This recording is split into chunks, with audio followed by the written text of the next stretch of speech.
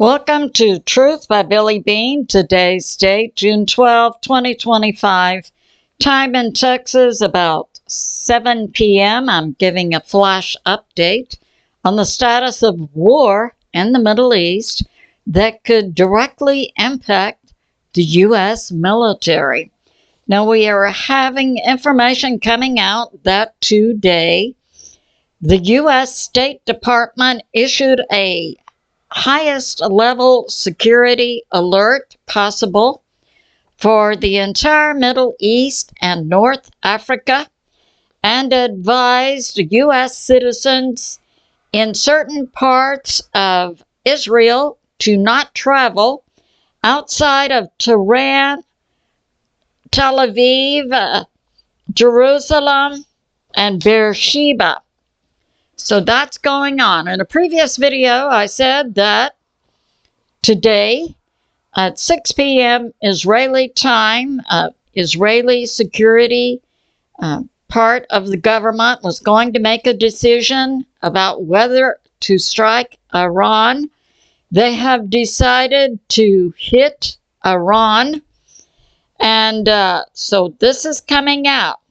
Intel from multiple countries warns that Israel has decided to strike Iran, and Israel is warning 3 Arab countries, that's Lebanon, Syria, and Iraq, not to intervene or help Iran.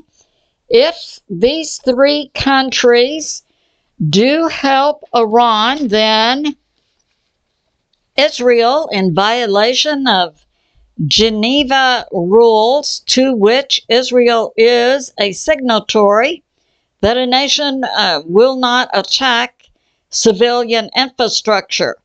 Israel is giving warning to Lebanon, Syria, and Iraq that yes, if they help Iran against Israel, Israel will hit all of their civilian infrastructure, including ports, power, electrical stations, military bases, and their roads. So that's going on.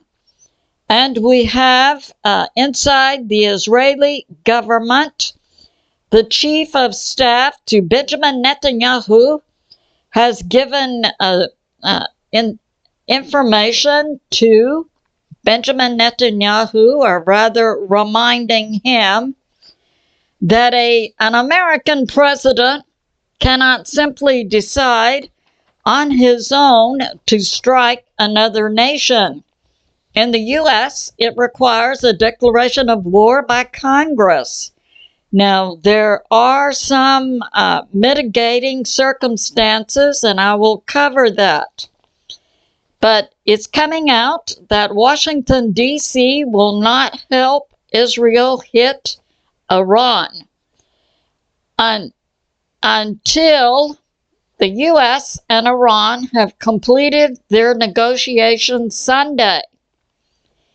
If Iran does not negotiate with the U.S. and a resolution to Iran's enrichment of uranium is not reached in the meeting Sunday, President Trump leaves the door open for the U.S. to possibly coordinate with Israel on a joint strike on Iran. This is what President Trump is saying, that the U.S. will not jointly strike Iran with Israel unless the U.S. negotiations with Iran fail. And even then, Iran has not attacked the U.S. So we're putting, things are coming out, putting pieces in place. So that's going on. And now we have this. So Israel is a signatory to the Geneva rules. They would violate that if they hit the civilian infrastructure of Iraq, Lebanon, and Syria. And we have this from the Wall Street Journal. Israel could hit Iran Sunday if the U.S. and Iran negotiations fail.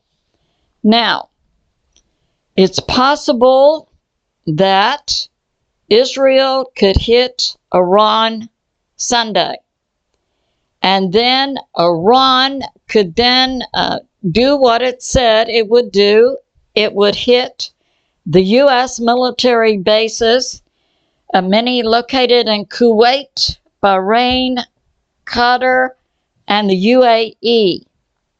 If Iran hit the U.S. military bases, then President Trump legally could direct the U.S. military to annihilate Iran under the War Powers Act, which stipulates it gives the U.S. president the power to proceed with a war attack when U.S. military or America has been hit.